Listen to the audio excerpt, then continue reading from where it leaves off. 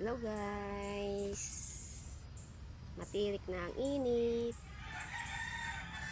Nakaupo po ako ngayon kasi katatapos ko lang po maglaba. Katatapos ko po lang maglaba. Sobrang dami ko pong nilabhan.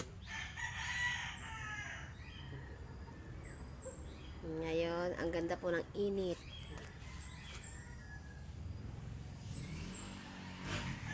Alas 9 na po ng umaga. Katatapos ko pa lang po. Alas 4 po ako nag-umpisa. Ang sakit ng balakang ko guys. Kaya mamaya magpapahilot ako dahil sobrang sakit ng balakang ko guys. Marami pa akong gagawin. Ako po ay magwawalis pa. Pahinga muna ako ng konti bago ako kumilos ulit. Baka po kasi ako ay mahilo. Hindi pa po ako makain. Sa dami-dami ko pong ginagawa. Maganda po ang paglalaba ko ngayon dahil tirik po ang init ngayon. Shout out po sa inyo lahat guys. Lalo na po sa mga nanonood sa akin at sumubaybay po sa aking vlog. Thank you very much po sa inyo lahat.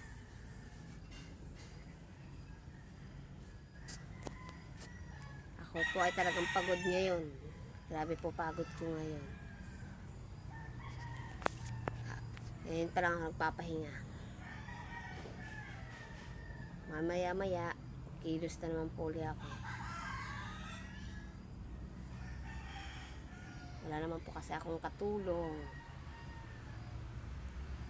Kaya kilos ko po.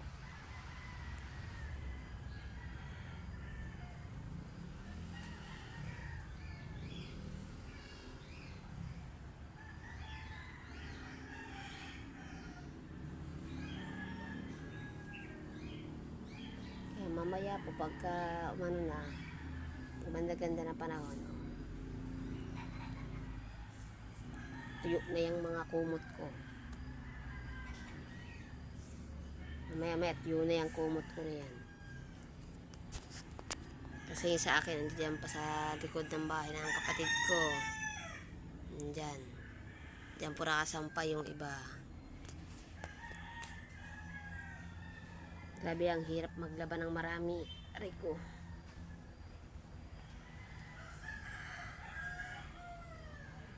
Maaga ka pagigising para magluto ng baon ng mga papasok. Dahil meron pa akong papasok na isang estudyante ko. Mamaya po siyang tanghali ang pasok niya. Kaya siya naman yung papasok mamaya.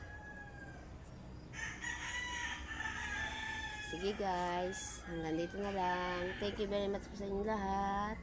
Paki-like and share and subscribe na lang po ang aking vlog. Thank you very much po and God bless po sa inyo lahat. Thank you. Bye-bye.